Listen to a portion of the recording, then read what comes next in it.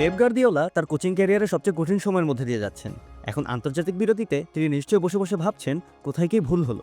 কিছুদিন আগেও মজা করে তিনি বলেছিলেন, প্রতি 2 সপ্তাহে আমি একটা বিরতি চাই, এটা আমার ভালো লাগে। আর এইবার তিনি সেটা পাচ্ছেন এমন একটা সময় যখন সিটির পারফরমেন্সে টানা 4টি হারের ধাক্কা। গত মৌসুমে পুরো লিগে যে 4টি ম্যাচ হারেনি, এবার একই সংখ্যার হারে সব হিসাব পাল্টে গেছে। ডিফেন্সের দুর্বলতা এখন স্পষ্ট। সাম্প্রতিক হারে স্পার্স, বর্নমাউথ, স্পোর্টিং আর ব্রাইটনের বিরুদ্ধে 10 গোল হজম করেছে সিটি। গার্দিওলার সে বিখ্যাত কন্ট্রোল এই কয়েক সপ্তাহে যেন হারিয়ে গেছে। সবচেয়ে বড় ধাক্কা এসেছে রদ্রির অনুপস্থিতিতে। তার সাথে সিটি 78% ম্যাচ জিতেছে, কিন্তু তাকে ছাড়া সে হার নেমে গেছে 58%।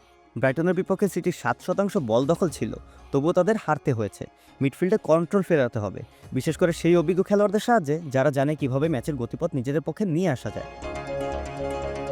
অন্যদিকে হাল্যান্ডের ওপর ভরসা খুবই বেশি হয়ে যাচ্ছে। সে আবারও প্রিমিয়ার লিগে দ্রুততম 75 গোলের মাইলফলক স্পর্শ করেছে, কিন্তু তার পাশে থাকা খেলোয়াড়দের সাপোর্ট এখনও অনুপস্থিত। হাল্যান্ডের পেছনে জস্কো গার্ডিওল আর কোভাচিচ গোল স্কোরিংয়ের দিক থেকে এগিয়ে। তাতেই প্রমাণ হয় যে সিটির আক্রমণভাগের খেলোয়াড়েরা খুব বেশি গোল দিচ্ছে না। ফোডেনের আগের সেই ঝলক অনুপস্থিত। গুন্দোগান আর তেমন সাহসী নয়, আর সাভিনো অনেক সম্ভাবনা দেখিয়েও গোল করতে পারছে না। ডিফেন্সের অবস্থা আরেক ধাপ খারাপ। ইউনাইটেডের চেয়েও সিটি ডিফেন্স বেশি গোল খেয়েছে, যেটা কল্পনা করাই কঠিন। চোটে ভরা দলের ডিফেন্স এখন এলোমেলো হয়ে গেছে।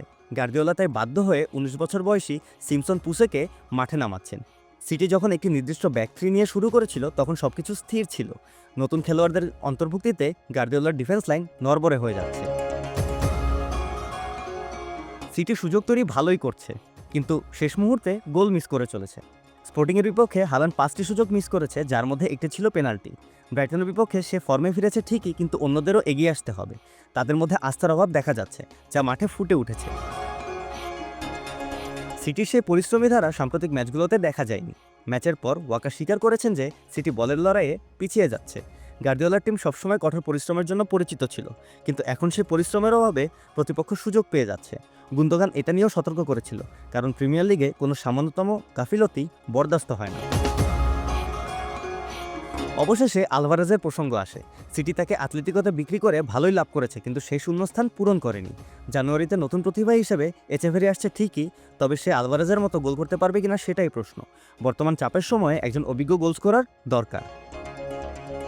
সিটি প্রিমিয়ার লিগ ধরে রাখতে হলে কিংবা চ্যাম্পিয়ন্স লিগে এগিয়ে যেতে হলে আলভারেজের থেকে পাওয়া অর্থ কাজে লাগিয়ে এখনই একজন দক্ষ গোল স্কোরার আনা প্রয়োজন, নতুবা এই বেহাল দশা কেবলই দীর্ঘায়িত হবে। নাবিদ আবদুল্লাহ, খেলা ৭১।